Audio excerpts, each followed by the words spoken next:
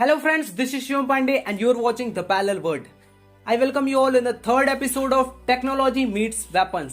यहाँ पे हम समझते हैं कि मॉडर्न वेपन्स में कौन कौन सी टेक्नोलॉजीज यूज हो रही हैं। अगर आपने पहले दो वीडियोस नहीं देखे हैं तो लिंक डिस्क्रिप्शन में है, आप वहां से देख सकते हैं। तो आज की इस वीडियो में हम देखेंगे कि एयरक्राफ्ट कैरियर से एयरक्राफ्ट लॉन्च कैसे होते हैं, क्योंकि आमतौर पे एक एयरक्राफ्ट को लॉन्च होने के लिए 900 से 1000 मीटर का रनवे चाहिए होता है, पर कैरियर पे जो रनवे अवेलेबल होता है वो होता है 100 मीटर का केवल। तो कौन सा ऐसा मैकेनिज्म होता है कि वो एयरक्राफ्ट 100 मीटर के रनवे से भी लॉन्च कर जाता है, आज उसके बारे में समझेंगे। तो चलिए शुरू करते हैं आज का video.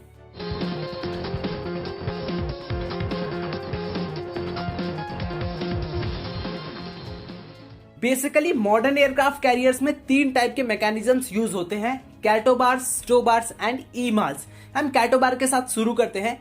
कैटोबार stands for catapult assisted take off but arrested recovery. सारा कुछ डिस्क्रिप्शन इस नाम में ही है। कैटापुल्ट का मतलब होता है गुलेल, जिसमें रबर की इलास्टिक एनर्जी का यूज करते हैं पत्थर को लॉन्च करने के लिए। एग्जैक्टली ऐसा ही कुछ प्रिंसिपल यूज होता है कैटोबार सिस्टम में, जिसमें हम स्टीम और पिस्टन अरेंजमेंट यूज करते हैं एक एयरक्राफ्ट को लॉन्च करने के लिए।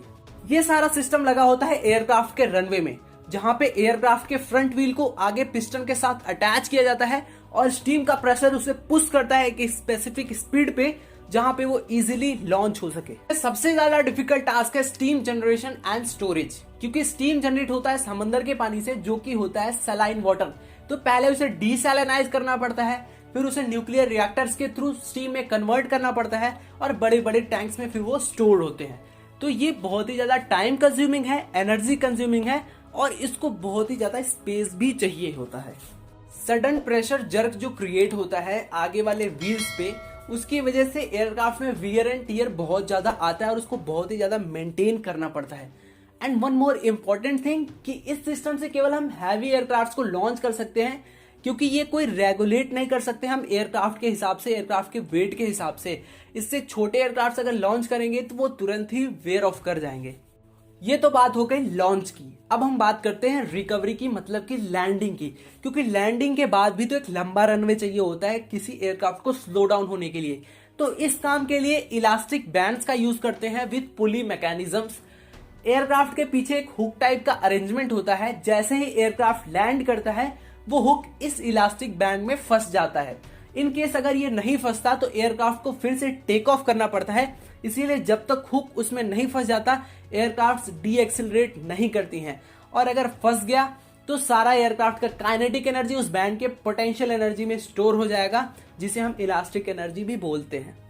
फॉर द लास्ट 50-60 ईयर्स हम यही सिस्टम यूज करते आ रहे हैं, क्योंकि इसका कोई अल्टरनेटिव नहीं है। अगर कैटोबार सिस्टम अच्छे से समझ में आ गया तो STOBARS and EMALS system easy है, क्योंकि इसमें बहुत ज्यादा अंतर नहीं है। STOBAR stands for short take off but arrested recovery system.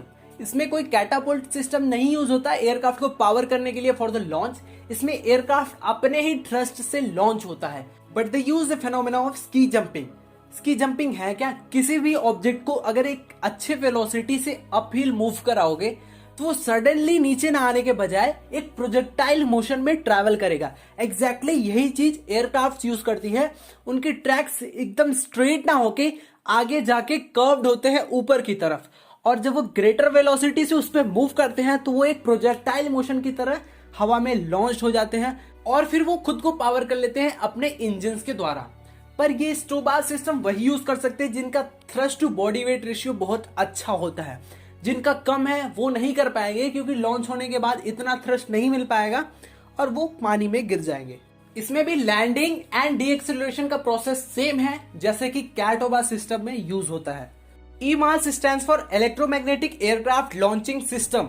ये कैटोबार सिस्टम का एक अल्टरनेटिव है जो कि अभी डेवलपमेंट फेज में है।